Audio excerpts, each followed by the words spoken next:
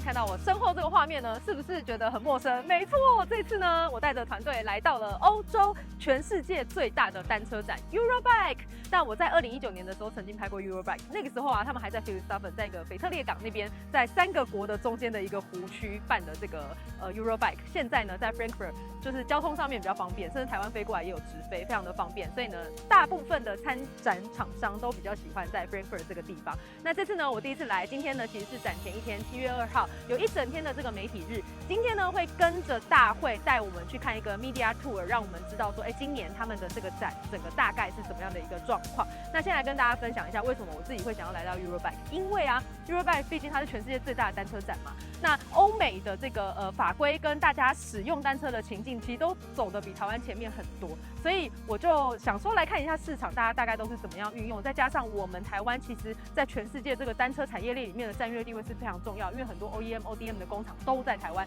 全世界不知道有多少品牌的这个设计、制造、研发，其实都是从台湾出去的。那在台湾比较容易看到的是科技面、产业面的东西，所以我自己就很好奇，在市场面实际上看起来会是怎么样。那这次呢，Linda带着团队来拍，就是想要知道在欧洲呢这个单车文化孕育出来的这个地方，到底呢跟我们台湾有什么不一样？今天就跟着 Linda 的镜头一起去看一下2024年的 Eurobike 有多精彩。全世界规模最大的单车展到底是有多大呢？今年总共有1800家的公司来这边摆摊，超过60个国家的品牌过来哦。那台北展呢？如果你觉得每一年都已经走到腿断都看不完的话呢，台北展其实今年是970家的公司，也就是说 Eurobike 整整是台北展的2倍大哦。这边呢室内跟户外的展区非常的多元，很推荐大家可以来看看。那如果呢你自己不是像 Linda 这样是媒体，需要知道一些产业新知，你只是想要知道这个新的科技，或是想要感受一下欧洲的这个单车文化，你想要体验看看各种不同在台湾骑不到的单车种类的话呢，推荐大家，因为今年的展期是7月3号到7月7号一整个礼拜，7月6号跟7月7号最后这2天呢是 Festival Day， 也就是很像我们台北展的这个消费者日。建议大家呢，你可以在这2天进场，就可以试乘非常多不同种类的单车，然后可以体验很多单车界的新科技。好，开始看展之前呢，因为这里的范围真的太大了，我们现在位在这个法兰克福会展中心这一区呢，它有非常多个场馆，跟大家介绍一下，今年2024年的 Eurobike 主场馆是8号、9号、10号、11号、12号5个主场馆。这个主场馆呢，就跟我们南港展览馆一样，里面就是一整个平面，有非常多的摊位，非常多的品牌在那边摆摊哦。那除了室内的场馆以外呢，室外也有很多今年特地规划的很特殊的区域，一个一个来跟大家介绍。第一个呢，就是 Kids Area， 就是小朋友专属的童车啊，或是青少年的车。大家知道小朋友使用的车跟我们是不一样的一个规格，所以这边就可以让大家试试看，看一下新的科技针对小朋友部分有什么东西。那接下来呢 ，Sports 跟 Performance Area 这边呢，就是会有很多比较 functional 的，就是可能跟登山车或是那运动表现比较有关的，就会在这一区里面。那接下来呢，这边甚至还有 Career Center 跟 Drop Market， 因为其实呢，在单车产业对欧洲来说也是非常巨大的一个产业，所以这边就有很多工作的这个情报。那可以看到呢，这边有这个 Test Track。这个呢，就是我们刚刚有看到，进来的时候他们那种 pump track， 就是4层的这个木板都已经架好了。如果你有骑登山车或是 BMX， 你就可以来这边试试看他们架好的场地玩起来是什么感觉。那再下来这边呢，有这个 bike travel area， 就是跟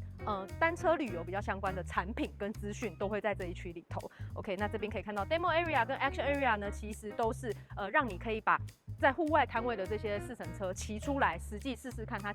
路感跟体感是怎么样。那在这边看到呢，有这个 Eco Mobility 啊，有这个得奖的展览啊，甚至还有创新的区域，还有 Cargo Area。所以呢，在每一馆都有非常不一样的主题，大家可以根据你自己有兴趣的主题呢去逛这些展。今天呢非常贴心，大会有安排 Media Tour， 那我们也拍了非常多精彩的画面，现在就跟着镜头来看一下今年有什么精彩的产品跟品牌。好，那我们今天要介绍的第一家品牌呢，就是 Abus， 来自德国的这个品牌。那相信大家也不陌生，因为呢，我们这个冲刺王菲利普森戴的安全帽呢，就是 Abus 这个品牌哦。那今天呢，他们介绍了2样产品，其实都是比较偏通勤这个族群使用的。首先第一个呢，就是单车的锁。那 Abus 的这个品牌发言人，他们就跟我们介绍说，他们第一个做出来的锁其实是1924年哦，非常的早。那这一次呢，这个锁比较特殊的是，它可以用指纹来打开。那指纹打开的好处是，你就永远不会有这个什么忘记密码的问题啊什么的，或者是你可能忘记带钥匙啊之类的，用指纹真的非常非常方便，而且还有一个很大的特殊点，就是它可以当一个 family lock， 也就是它可以存20个指纹在里面。如果你全家族的人都要跟你一起用这个锁，一起骑这台脚踏车，完全没有问题。你可以骑到某一个车站，停在某一个地方，你妈妈要来骑那台车的时候，就是用她的指纹已经存过的，还是可以打开锁，非常非常方便，很符合现代的使用情境。那另外一个呢是安全帽。安全帽的部分呢，他们因为毕竟是通勤用的，所以他们把这个灯呢整合在安全帽里头。那这个灯甚至还可以去让后面骑在你后面的人知道说你现在是什么状态。例如说你现在要按刹车了，要按这个 brake， 它会闪得很快，对后面的来车就知道说哦，他准备要刹车了，那我要注意一下。因为我们常常骑在路上，最被人担心的就是不知道前面的这位单车骑士他现在要做什么动作，无法预测的状况之下，你就会很容易出问题。但这个安全帽它就是整合出来这个，除了让你知道你现在要左转、打方向灯、右转之类的，它甚至还有连这个刹车的系统都设置在里面，这非常非常的适合大家通勤族可以使用。接下来要介绍的呢是 Sharp 出现的一个新的 solution 哦，因为大家知道我们这个胎有美式气嘴跟法式气嘴2种，甚至还有不同的规格。那现在我们要充气的时候，每一次都要转开很多东西，然后气嘴放下去，打气筒放下去才可以打。但现在呢 ，Sharp 他们出了一个新的 kit， 这个 kit 里面呢就有很多不同的头，你把你旧的气嘴拆下来，放上他们的气嘴，然后你的打气筒也把那个气嘴换掉，换成他们 kit 里面的东西，就可以直接把打气筒气嘴按下去，直接打气，不需要在那边锁啊、开啊、拆装很多东西。所以呢，之前觉得打气很不方便的这些朋友，都可以来试试看新的这个 Sharp 的 solution。好，那刚刚介绍场馆的时候呢，有跟大家提到，今年 Eurobike 很特别，它增设了一个手工车架的特区。那这个 Media Tour 呢，品牌他们就跟我们介绍了有一个来自葡萄牙的团队，叫做 Tritao。我其实不太确定他们品牌到底要怎么念哦，但我们就是附在这个链接让大家看一下。那这个品牌很特别哦，它做的是3D 列印的手工钛车，所有的东西都是用3D 列印做的，所以所有的东西、所有的细节都可以做客制化。那它是怎么做的呢？它是用钛粉，很昂贵的这个钛粉，用3D 列印的方式把你这个车架做起来，整车呢只需要大概5000欧左右就可以做到好哦。那根据品牌的人说，以这个 solution 3D 列印的这个方式呢，可以大幅的下降。因为欧洲人力比较贵，所以这个费用就会大幅的降低，才可以用5000欧，大概17万左右的这个价格，就可以获得很棒的一台手工钛车。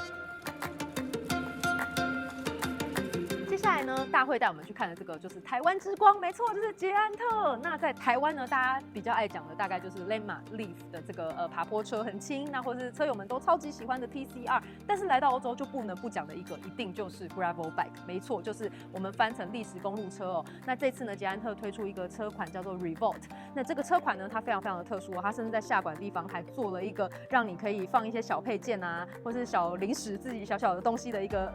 收纳区，非常的特别。那因为欧洲的这个柏油路覆盖率没有像台湾这么高，台湾大概高达可能97%、98%，欧洲这边是非常非常适合让你使用 Gravel 这样子的车种，可以稍稍的轻越野，但是又可以有长程续航力。所以各位车友如果来到欧洲都已经要看展了，千万呢一定要体验看看这样子很特别的车款。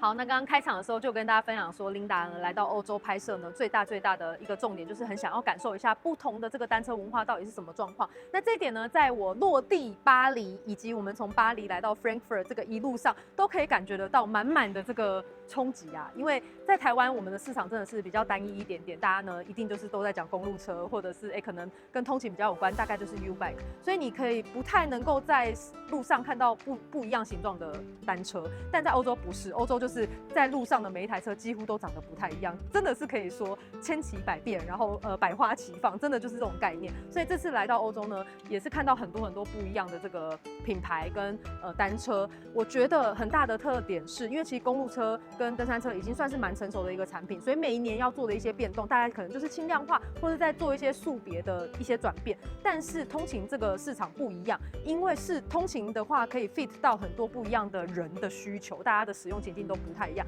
所以反而会有很多小众品牌针对一些小众的族群去做一些新的产品的开发，这点是让我觉得非常非常惊艳的。那在欧展呢，就可以看得到很多这样子的 solution， 所以非常推荐大家呢，各位如果对单车文化或是对单车的新科技有兴趣的，大家都可以来到欧展看看。那如果不能来到现场也没有关系，Linda 的团队呢，以及这个 Travel， 我们每一天都会有精彩的影片上线，欢迎大家可以锁定我们的 YouTube 频道，你就可以跟 Linda 同时一起感受到这个欧洲市场的脉动哦。好，那谢谢大家今天的收看，喜欢我的影片记得在影片下方按喜欢，订阅Linda Love Cycling，接着我们就在路上见喽，拜拜。